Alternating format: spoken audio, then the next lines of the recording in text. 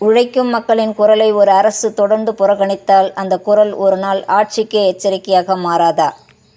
நண்பர்களே, தோழர்களே, வணக்கம்.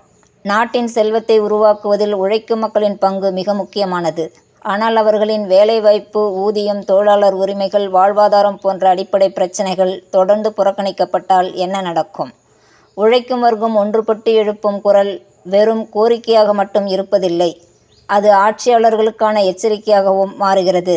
அந்த பின்னணியில் மோடி அரசுக்கு எச்சரிக்கை விடுத்த உழைக்கும் வர்க்கம் என்ற தீக்கதிர் தலையங்கத்தை பார்க்கலாம்.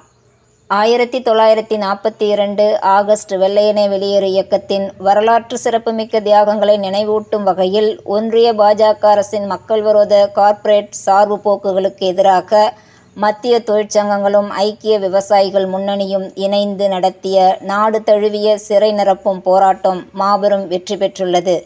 நாட்டின் பல பகுதிகளில் 1000த்திற்கும் அதிகமான மையங்களில் திரண்ட 10 லட்சத்திற்கும் மேற்பட்ட உழைப்பாளி மக்களும் விவசாயிகளும் தொழிலாளர்களும் கைது நடவடிக்கைகளை எதிர்கொண்டு தங்களின் கொதிப்பையும் எதிர்ப்பையும் வீரியமாக பதிவு செய்துள்ளனர்.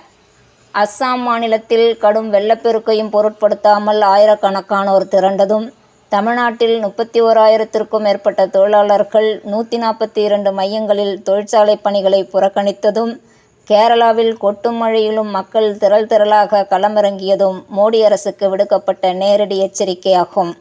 மேற்கு வங்கம் ஹூக்ளியில் பாஜக குண்டர்களின் தாக்குதல்களையும் காவல்துறையின் தடியடிகளையும் தாண்டி உழைக்கும் வர்க்கம் காட்டிய எழுச்சி அபாரமானது. தொழிலாளர் விரோத 4 தொழிலாளர் தொகுப்புகள், குறைந்தபட்ச ஆதரவு விலையை மறுப்பது, விலைவாசி உயர்வு மற்றும் பொதுத்துறை நிறுவனங்களை கார்ப்பரேட்டுகளுக்கு தாரை வார்ப்பது போன்றவற்றிற்கு மக்கள் தங்கள் கண்டனங்களை பதிவு செய்துள்ளனர்.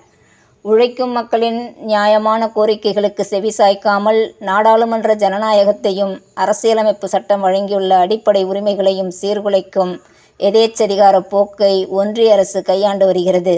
மாணவர் போராட்டங்களை ஒடுக்குவது மற்றும் மதவாத பிரச்சாரங்கள் மூலம் மக்களின் ஒற்றுமையை குலைக்க முயல்வது போன்ற சதித்திட்டங்களை தொடர்ந்து அரங்கேற்றி வருகிறது.